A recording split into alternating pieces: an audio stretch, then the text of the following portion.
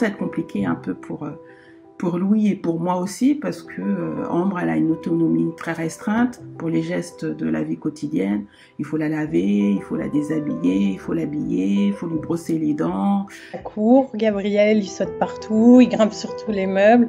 C'est vrai que c'est un peu compliqué de se retrouver tous confinés à la maison avec toute cette énergie à dépenser, et ça ne peut pas être fait. On a même remonté de notre cave le château gonflable, et donc on a poussé tous les meubles. Un enfant lambda va avoir de l'énergie à revendre et va avoir besoin de courir, de sortir, de prendre l'air, mais quand on a, comme Gabriel, une hyperactivité, on a encore plus besoin de pouvoir faire sortir son énergie, parce que du coup le soir c'est compliqué le coucher, c'est compliqué.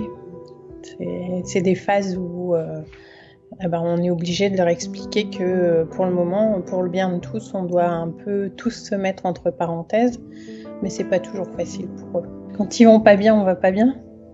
Ambre ne comprend pas du tout le contexte de confinement. Elle n'aime pas les changements, quels qu'ils soient. Et quand Ambre est angoissée, elle commence à répéter en boucle des questions.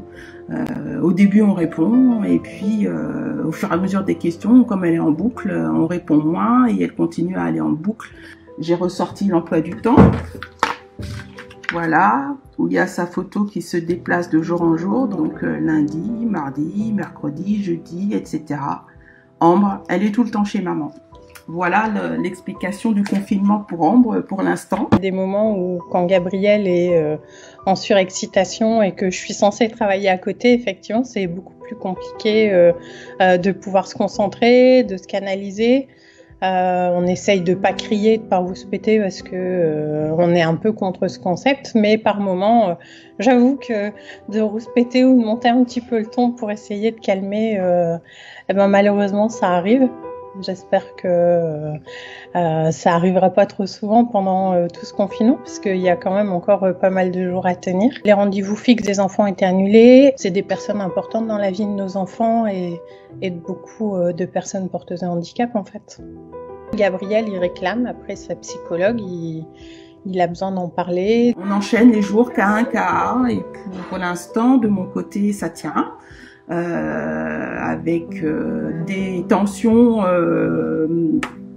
qui peuvent arriver dans le courant de la journée. Hein. Le quotidien n'est pas devenu compliqué, le quotidien est encore plus compliqué. Voilà, pour nous, les familles d'enfants avec handicap. Je pense qu'il y a beaucoup d'enfants qui regrettaient d'aller à l'école et qui aujourd'hui donneraient n'importe quoi pour y aller. Je pense qu'ils ont tous hâte de pouvoir revoir leurs copains et de reprendre une vie normale, d'aller à l'école et de faire plein de choses.